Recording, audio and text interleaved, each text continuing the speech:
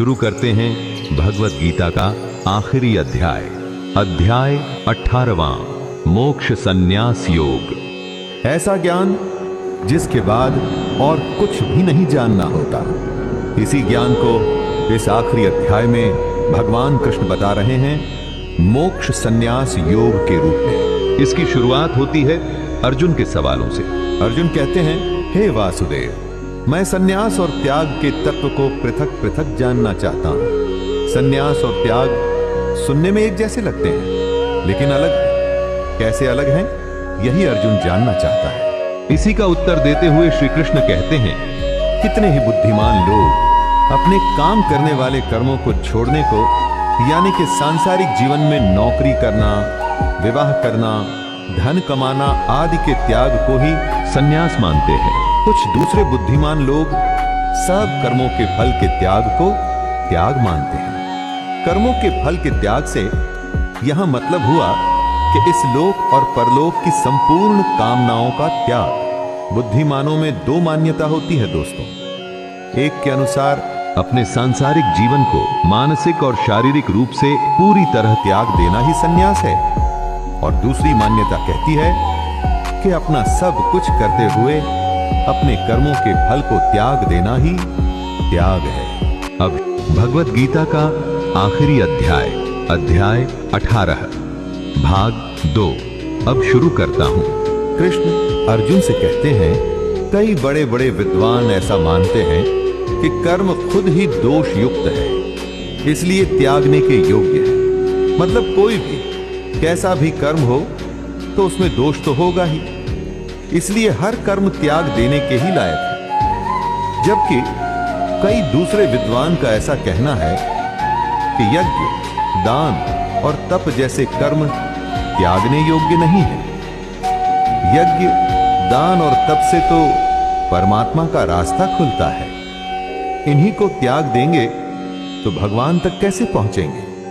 अलग विद्वानों के अलग मतों में से कृष्ण सही बात को बताते हुए कहते हैं कि यज्ञ, दान और तप जैसे कर्म त्यागने नहीं चाहिए, बल्कि ये तो करने के योग्य आवश्यक कर्तव्य हैं। उस पुरुष को बुद्धिमान माना जाता है जो इस ज्ञान को पा चुका है कि उसको अपने सारे कर्म बिना फल और आसक्ति के करने हैं, और ऐसे बुद्धिमान पुरुष खुद को पवित्र करने के लिए ही यज्ञ, दान और तप करते हैं। अगले श्लोक में भगवान कृष्ण 3 प्रकार के त्याग के बारे में बताएंगे। भगवान को पाने के लिए हमें अपने जीवन काल में बहुत सी चीजों का त्याग करना पड़ता है, लेकिन अगर भगवान को जल्दी पाना है तो कुछ चीजें ऐसी हैं जिनका हमें कभी भी त्याग नहीं करना चाहिए। उसी के बारे में भगवान कृष्ण भगवत गीता के इस श्लोक में बताते हैं। त्याग 3 प्रकार के होते हैं, लेकिन यज्ञ, दान और तप जैसे कर्मों को कभी भी त्यागना नहीं चाहिए, क्योंकि यह कर्म ज्ञानियों के मन और हृदय को शुद्ध करता है। मन और हृदय शुद्ध होने पर ही ज्ञान की प्राप्ति होती है।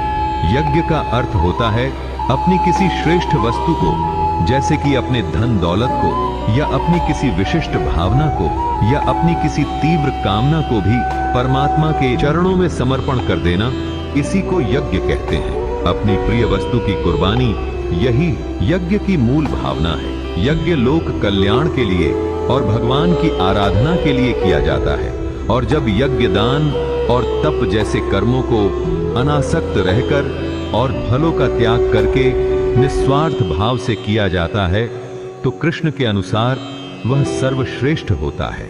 यज्ञ, दान और तप जैसे कर्मों को अनासक्त रहकर करना, यानी इन कर्मों को करते हुए खुद को इन कर्मों को करने वाला न मानना और दृष्टा हो जाना। दृष्टा यानी देखने वाला।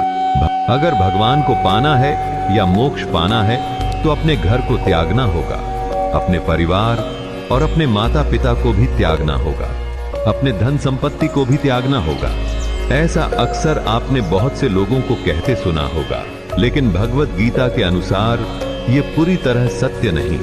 भगवान कृष्ण भगवत गीता में बताते हैं कि त्याग 3 प्रकार के होते हैं: तामसिक त्याग, राजसिक त्याग और सात्विक त्याग। पहले जानिए तामसिक त्याग को। जब किसी मोह के चलते हुए हम अपने नियत कर्मों का त्याग करते हैं तो ऐसे त्याग को तामस त्याग कहा जाता है। इस दुनिया की किसी आसक्ति में फंसकर अगर आप अपने कर्तव्य को, कर्म को छोड़ देते हैं तो वो तामस त्याग माना जाएगा। अपने कर्म करना, कर्तव्य निभाना आसान नहीं होता। इससे हमारे शरीर को कष्ट भी होता है। जब कर्म करेंगे तो कोई ना कोई परेशानी तो होगी ही। अब अगर ऐसा मान लेंगे कि जो कोई कर्म है वो सब दुख रूप ही है, और ऐसा समझकर यदि शारीरिक परेशानी के भय से कर्तव्य कर्मों का त्याग कर देंगे तो ये राजस त्याग माना जाएगा। ऐसे त्याग का फल कभी भी नहीं मिलता। अगले वीडियो में हम सात्विक त्याग के बारे में जानेंगे। इस त्याग को करके ही एक आम मनुष्य देवता बन जाता है, और इसी त्याग को करके योगी जन मोक्ष की प्राप्ति कर पाते हैं और भगवान का साक्षात दर्शन कर पाते हैं। भगवत गीता में इस त्याग को सात्विक त्याग कहा गया है।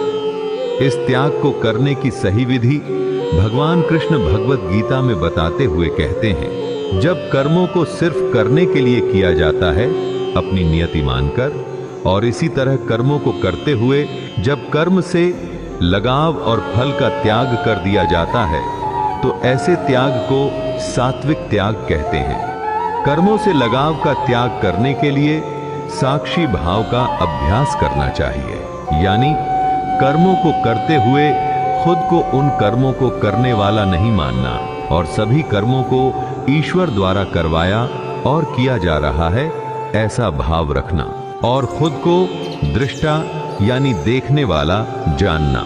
इस त्याग को भगवत गीता का सबसे जरूरी ज्ञान में से एक है कर्म के फल का त्याग। इसे सुनकर ज्यादातर लोग ये समझते हैं कि धन, संपत्ति, पद या शक्ति का त्याग करना ही कर्म के फल का त्याग करना है, परंतु यह सत्य नहीं।